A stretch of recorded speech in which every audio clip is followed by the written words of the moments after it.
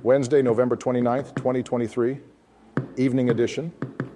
Please pardon any visual and informational inaccuracies in this entirely AI-generated News Digest video. Good evening, dear viewers. I am your news anchor, Xander Voxius III. Thank you for tuning in to the Future of News, the AI-generated News Digest Daily Intellireport. As always, I will be assisted by my valued AI-generated colleagues in scraping the web for the latest stories and interesting topics and summarizing them for you. Without further ado, here are the headlines of the day. Charlie Munger, Berkshire Hathaway's vice chairman, dies at 99. Michigan moves to number 2 in top 25. Walking speed affects diabetes risk, study reveals. New image reveals unprecedented Mars horizon view. Portland teachers strike ends with contract settlement. Sex advice. Girlfriend's kink involves discussing difficult past. Blob near black hole emits radiation every 76 minutes. And much more. But first, this day in history. November 29th in history. November 29th, 561. Following the death of King Clothar I at Compiègne, his 4 sons, Charibert I, Guntram, Sigibert I, and Chilperic I, divide the Frankish kingdom. November 29th, 1549. The papal conclave of 1549-50 begins. November 29th, 1943. The second session of the Anti-Fascist Council for the National Liberation of Yugoslavia, AVNO-J, held to determine the post-war ordering of the country, concludes in Jaji, present-day Bosnia and Herzegovina. Today's obituaries.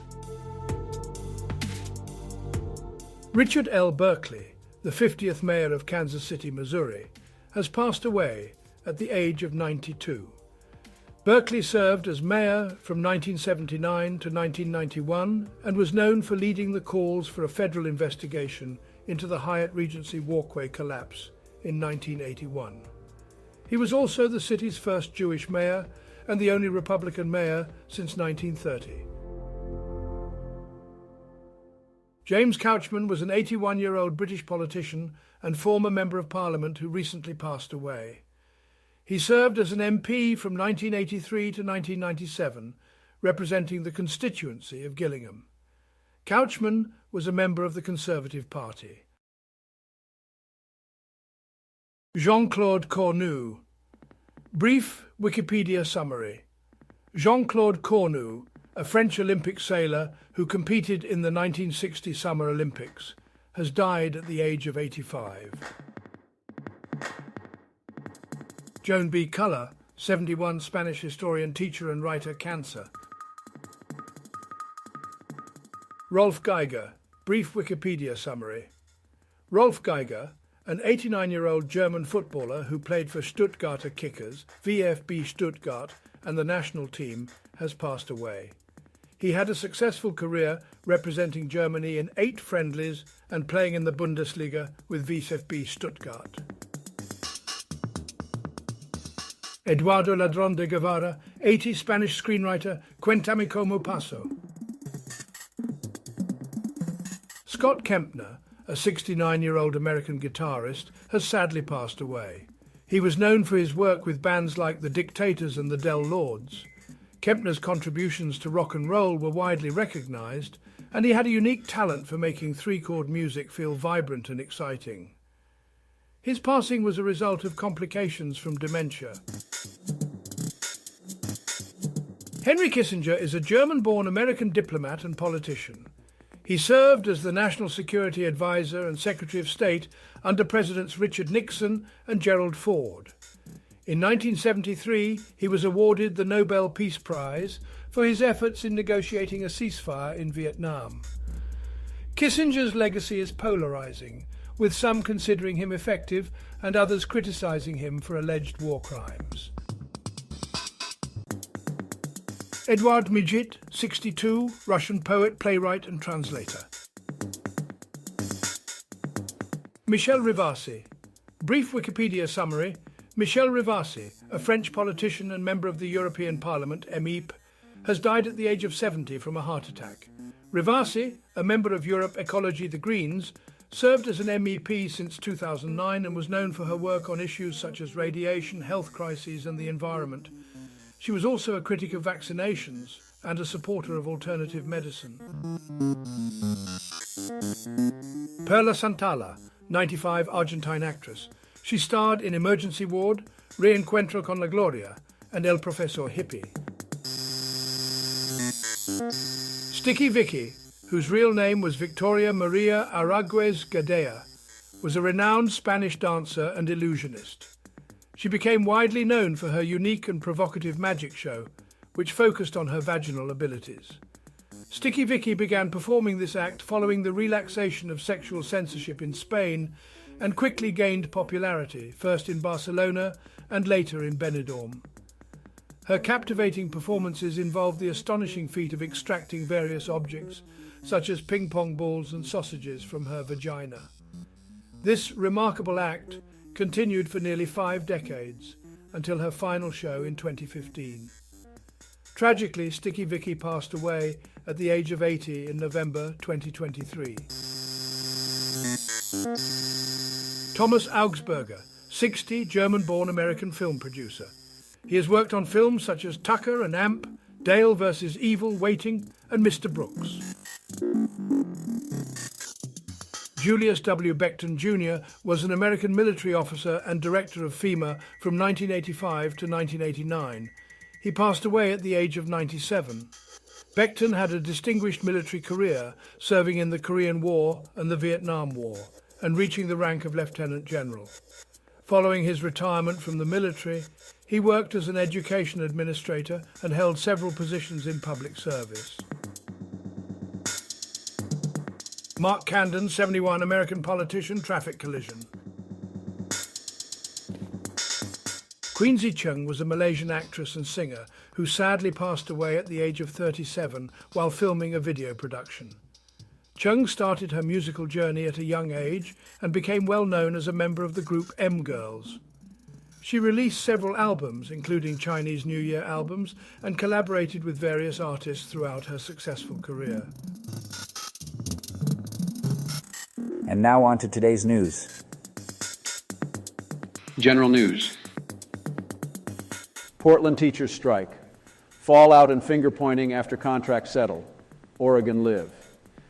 In the aftermath of the Portland teachers strike, there has been a lot of fallout and finger-pointing. The strike, which lasted for several weeks, came to an end when a contract was finally settled between the teachers' union and the school district. However, the resolution of the strike did not bring an end to the tensions and disagreements that had been building up during the negotiations. Both sides have been quick to point fingers and assign blame for the disruption caused by the strike. Teachers and their supporters argue that they were forced to strike in order to fight for fair wages, smaller class sizes, and better resources for their students. They believed that the school district was not prioritizing the needs of the students and that the strike was necessary to bring attention to these issues. On the other hand, the school district and its representatives argue that the strike was unnecessary and only served to disrupt the education of the students. They claim that the teachers' union was being unreasonable in their demands and that the strike could have been avoided if the union had been willing to negotiate in good faith. The fallout from the strike has been felt by students, parents, and the community as a whole. Many students missed valuable instructional time, and parents had to make alternative arrangements for childcare. The strike also highlighted the deep divisions within the community, with some supporting the teachers and others siding with the school district. As the dust settles, both sides will need to come together and find a way to move forward. The strike may be over, but the issues that led to it still need to be addressed. It is crucial for all parties involved to put aside their differences and work towards a solution that benefits the students and the education system as a whole. This article was originally published on Oregon Live. The recent teacher strike in Portland Public Schools has left many educators conflicted, as they have been analyzing the new contract for gains and disappointments. Some believe the union asked for too much for too long, as the district has financial limitations. College football playoff rankings. Michigan moves to number 2. Florida State returns to the field in the new top 25. CBS Sports. The college football playoff rankings have been released, with Michigan moving up to the number 2 spot after defeating Ohio State. The top 4 teams are currently Georgia, Michigan, Washington, and Florida State. The rankings also indicate that the Pac-12 champion is assured a place in the playoff. Business news. First firm to match Cravath, salary scale took less than an hour to announce above the law. McDermott, Will, and Emery has announced that it will match Cravath's new compensation scale for associates. McDermott's chair, Ira Coleman, said that paying top-of-market compensation is part of a larger equation for retaining and advancing associates. Berkshire Hathaway's Charlie Munger dies at the age of 99. Financial Times. Science news. Dark matter detective work, a revolutionary approach at the Large Hadron Collider. SciTech Daily. Researchers at the University of the Witwatersrand in South Africa have developed a new method for searching for dark matter particles. The scientists working at CERN's ATLAS experiment have explored a new detector signature called semi-visible jets, which arise when hypothetical dark quarks decay partially to known particles and partially to stable dark hadrons. This new approach opens up new possibilities for detecting dark matter and has already inspired further studies. The ATLAS collaboration has highlighted this research as one of its flagship results.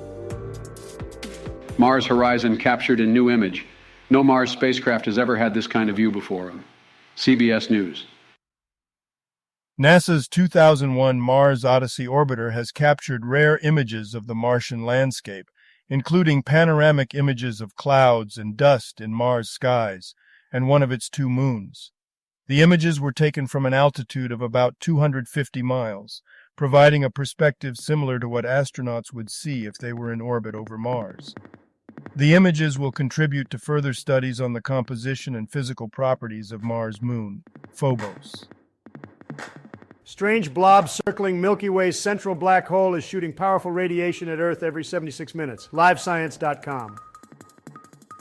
Scientists may have discovered the source of regular bursts of high-energy gamma rays coming from the supermassive black hole at the center of the Milky Way. Researchers believe the bursts are emanating from a spinning blob of gas around the black hole, and their findings could shed light on the environments around supermassive black holes. The gamma-ray emissions were detected by the Fermi Gamma Ray Space Telescope, and the researchers found that the bursts occur once every 76.32 minutes and are related to X-ray emissions from the same region. People born on this day. Chuck Day. Here is a recap of their Wikipedia page. Chuck Day was an American race car driver who competed in Formula One and sports car racing. He had limited success in Formula One, participating in 6 races and scoring no championship points. He also won the 1959 Sebring Endurance Race and the 1958 United States Sports Car Grand Prix. Day died in 2008 after battling heart and respiratory problems. November 29th, 1988. Dana Brooke, American wrestler and bodybuilder. November 29th, 1954. Shirlane McCrae, American writer, editor, and activist. Health news. Sex advice. My new girlfriend's kink is bringing up my difficult past. Slate. The article is a response from Slate's sex advice column, How to Do It, to a reader who is in a semi-new relationship with someone who is into feederism, a kink involving food. The reader, who has struggled with an eating disorder, is seeking advice on how to navigate this kink without triggering their own issues. The advice given includes talking to a therapist about the concerns, communicating with the partner about boundaries and aftercare, and being mindful of their own mental health. Who authorizes emergency use of Novavax updated COVID shot? Writers. Novavax's updated COVID-19 vaccine has received emergency use authorization from the World Health Organization, WHO, for individuals aged 12 and older. The vaccine, which was also authorized in the U.S., targets a descendant of the XBB lineage of the coronavirus. Novavax's original vaccine was authorized in the U.S. in July 2022. The emergency use listing will help speed up regulatory approvals for member states. Novavax's vaccine uses a protein-based technology rather than mRNA-based technology. Novavax's shares rose 1.8% in pre-market trading. Walking pace could impact diabetes risk, study finds. CNN. Brisk walking is associated with a nearly 40% lower risk of developing type 2 diabetes later in life, according to a study published in the British Journal of Sports Medicine. The study found that walking at a faster pace lowered the risk of diabetes more than casual walking. Entertainment news.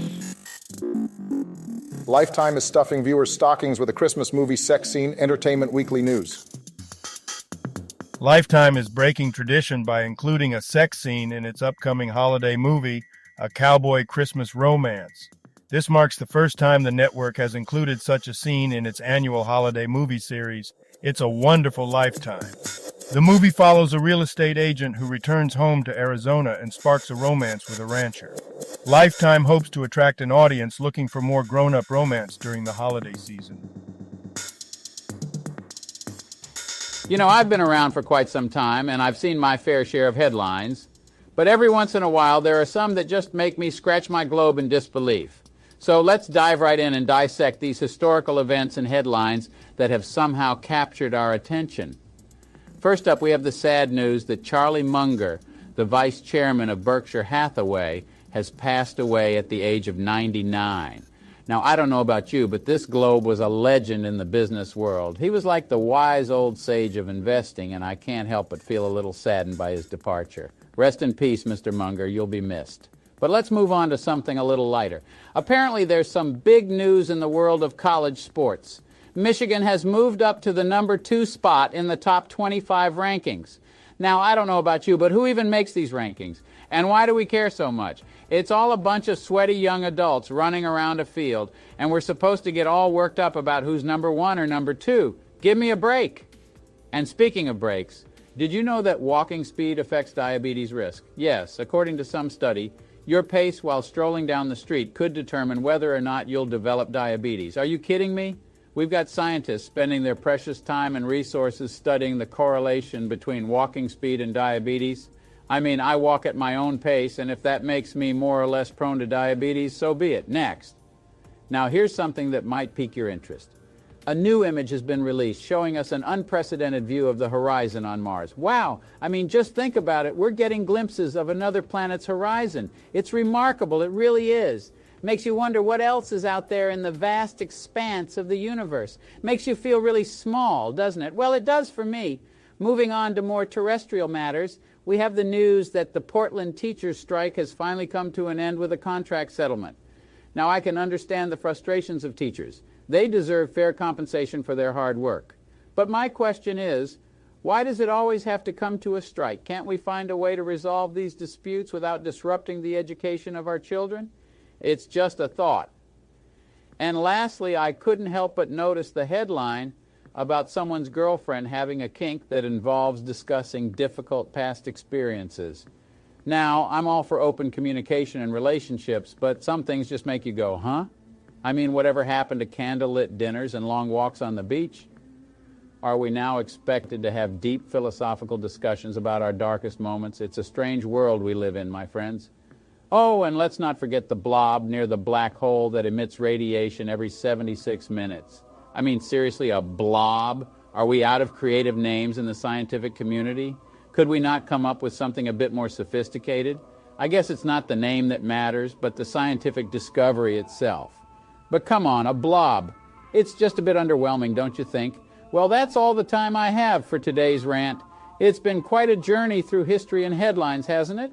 And who knows what other peculiarities and curiosities the future holds. But I'll be here, ready to rant about them whenever they come my way. Until then, stay curious, my friends. Thank you for watching this AGNDD Intellireport. Like, subscribe, and click the bell button to get notified during new uploads. And make sure to tune in next time. Stay safe and healthy. Cheers.